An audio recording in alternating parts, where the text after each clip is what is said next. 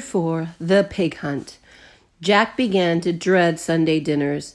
It was bound to be good luck's turn on the menu soon. The pig no longer came trotting after him, it was true, for Jack had tied up the pen to make it escape-proof. But the porker remained on his mind, if not at his heels. And then, with Rio de Janeiro only a few days away, Jack saw the cook leave the galley with a heavy meat cleaver in his hand. Good grief, thought Jack, he's going for good luck. Without a second thought, Jack went sliding down the nearest ladder. When the cook arrived at the animal pens, the porker was gone, and so was Jack. "It's that boy," he shouted, waving the meat cleaver.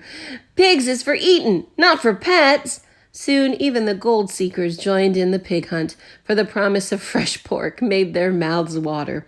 They looked above decks and below decks. They glanced up masts and down ventilators. The cook himself went searching through the cargo hold where Monsieur Gaunt, a Frenchman in the rough homespuns of a farmer, was watering his precious grape cuttings. "Have you seen a pig down here?" growled the cook. "No, monsieur," answered the Frenchman, "but rats, oui." The chase continued.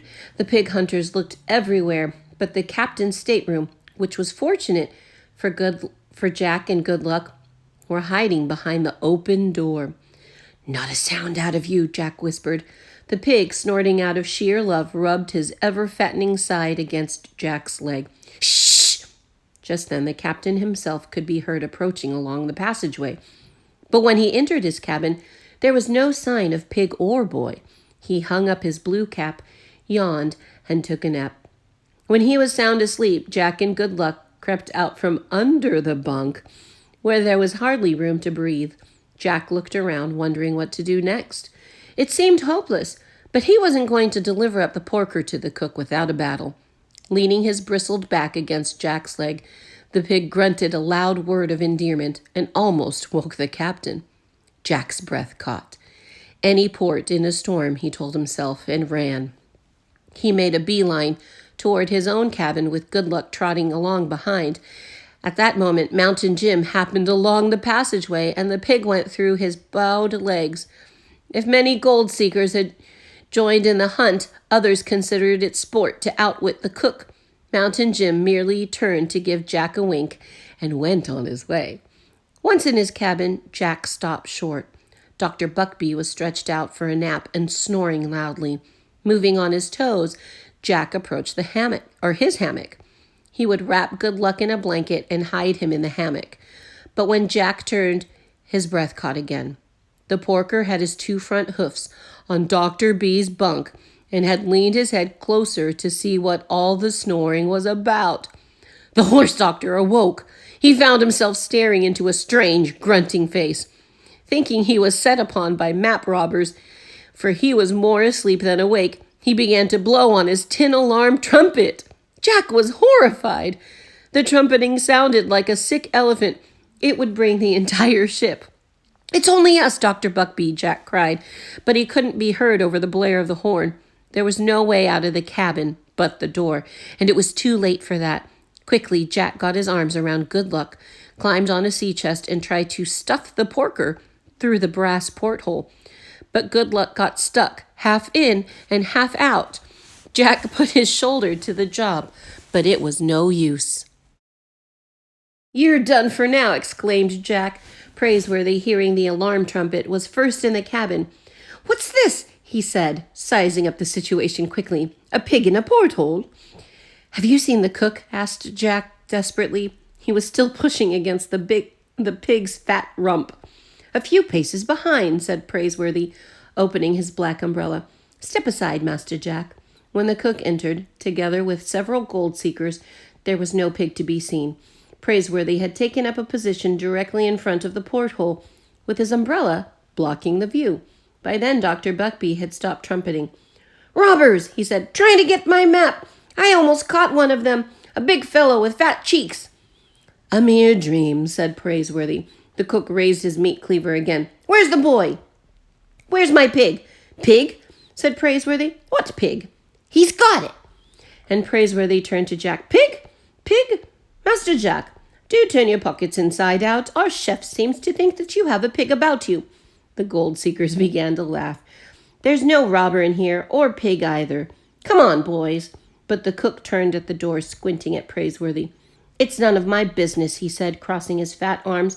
"But do you even stand under that umbrella indoors?" "This cabin leaks shamefully," answered Praiseworthy. "But it ain't raining." "One could never be too careful in these latitudes," said the butler. "Good day, sir." The cook left, shaking his head, and Praiseworthy folded the umbrella.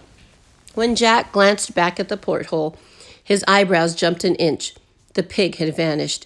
"Look!" Jack gasped. He's gone!" "I declare," said Praiseworthy in genuine surprise. Jack stuck his head through the porthole and looked around. "There isn't a soul in sight, or a pig either." Jack left the cabin and ran out on the deck, where he found Mountain Jim seated on an overturned barrel and playing "Oh, Susanna" on the mouth organ. "Have you seen a black pig, sir?" asked Jack, out of breath. "Seen him?" the mountain man grinned. "Why, boy, I'm sitting on him." Then he tapped the side of the barrel with his harmonica. Jack wiped the sweat off his forehead and began to smile. "Thank you, Mountain Jim, sir. The porker was safe, at least for the time being." "I thought I'd need bear grease to get him out of that porthole. Sit down, Jack boy, and we'll do a bit of singing to pass the time. I'll learn you how to trap a grizzly. A boy your age needs all the educating he can get." Jack seated himself beside the mountain man on the top of the barrel. Soon he was singing to the windy accompaniment of the mouth organ, drowning out any snorts or grunts of protest from the pig. "Oh, Susanna, oh, don't you cry for me. I'm going to California with a washboard on my knee." When the cook passed, Mountain Jim lifted his yellow bobcat cap with one hand and went on playing the harmonica with the other. After dinner and well after dark, Jack returned for the pig. A few feet away stood the small stern boat with a canvas thrown over it. He waited until the afterdeck was clear of passengers. Then he lifted the barrel, gave the porker a hug, and shoved him up over the gunwale of the boat.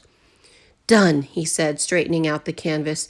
He supposed this cat-and-mouse game of cook and pig was doomed, but he wasn't giving up. "Good night, good luck," he whispered. The pig replied with a snort of true love and began scratching his back on the underside of the boat seat. Sunday passed without roast pork for dinner, and the following night the Lady Wilma anchored off the green coast of Brazil. With the coming of dawn, the side-wheeler entered the channel and passed under the fortress guns of Rio de Janeiro. Praiseworthy and Jack stood on the forecastle with a warm breeze snapping their trousers. It seemed to Jack that he had almost forgotten what land looked like. The mere sight of a hill or distant tree excited him. And then the sunny harbor came into view, with church bells ringing out across the water. House windows reflected the dazzling morning sun. "Homesick, Master Jack?" asked Praiseworthy in a quiet voice. Jack looked up. "I wish Aunt Arabella and Constance and Sarah were with us. But of course the gold country is no place for women and children." "It's not too late to change your mind, Master Jack." "Change my mind?" The butler rubbed the tip of his sharp nose and looked down into Jack's eyes. "Cape Horn lies ahead of us.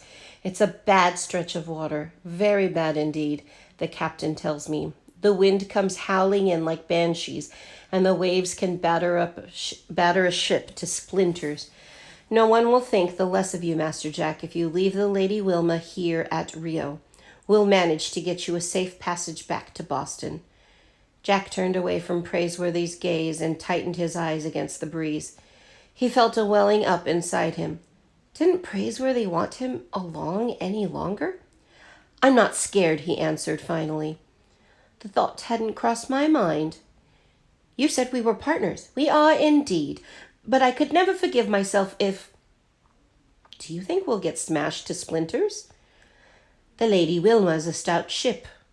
"Do you think Captain Swain's a good master?" "None better," answered Praiseworthy. Jack looked back up into the butler's eyes. Go home? How could he go home without his pockets full of gold nuggets? Then I'm going on to California, the boy said. I'm not turning back. No, sir. He wiped his nose. But if you don't want me for a partner anymore, why, I'll... Don't talk nonsense, interrupted Praiseworthy with a sudden smile as bright as the morning. You said exactly what I thought you would, but I had to be sure. You'll do, Master Jack, you'll do. He put a hand on the boy's shoulder, and Jack looked up. He could feel the reassuring grip of Praiseworthy's fingers. The butler winked. Jack smiled and wiped his nose again. Above them in the pilot house, Captain Swain was looking for the Sea Raven among the ships at anchor. Their masts were as thick as reeds in a pond. Many were gold ships like the Lady Wilma herself, pausing to take on fresh water and supplies. When the customs boat came alongside, Captain Swain shouted down, "Is the Sea Raven in port, sir?" "No, Capitan. She left us 5 days ago." The ship's master greeted this news with his familiar roar. "Blast! Well, we won't tarry. By grabs, we'll sail tomorrow with the outgoing tide." While the Lady Wilma took on coal and fresh provisions, the gold seekers invaded the city. There were Americans everywhere. Jack posted his letter. If he had found his sea legs, he had lost his land legs. The cobbled streets of Rio seemed to pitch and roll under him. Praiseworthy had to use his umbrella as a cane until the city stopped heaving about. Throughout the day, ships could be seen arriving and departing. Old friends from New Belford or Salem or Concord met on streets thousands of miles from home. That night, when Praiseworthy and Jack returned to their ship, their arms were loaded with exotic fruits never seen at home in Boston. Bananas and pineapples and guavas. When they awoke the next morning, the Lady Wilma was already setting a sea course with the outgoing tide. Jack stood at the cabin porthole and watched the city slip away, holding up its windows like mirrors to the pink dawn sky. After breakfast, Jack started for the stern boat with table scraps for good luck.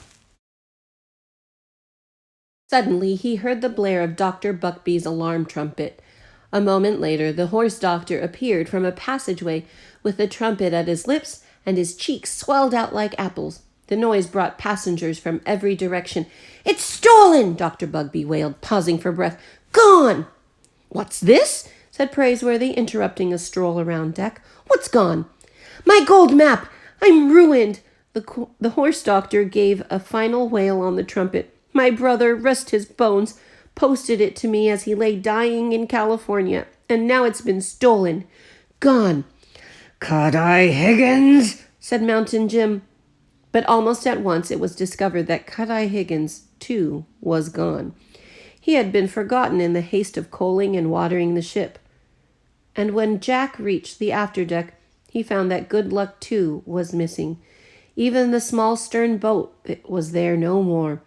All that remained was the canvas shaped over 2 empty boxes and a keg. "The scoundrel!" Captain Swain stormed. "He must have lit out the night as we lay off Rio, waiting to enter the channel. Rowed himself ashore." "Turn back!" commanded Dr. Bugbee, waving his tin trumpet and going around in a circle on his peg leg. "Impossible," answered the ship's master unhappily. "Then I'm ruined, sir, ruined." "Nonsense," said Praiseworthy. "I dare say there's more than one gold mine in California. You may be the first man among us to strike it rich." Jack said nothing about the pig. In the darkness and hurry of his escape, Cut-Eye Higgins must not have realized he had a curly-tailed companion aboard the boat. Jack was sorry about Dr. Bugbee and his treasure map, but he was pleased with Good Luck's good luck. That thief had no doubt beached the pig with the boat. Jack watched the green coast of Brazil slip further away and even smiled to himself. The porker was forever safe from the cook.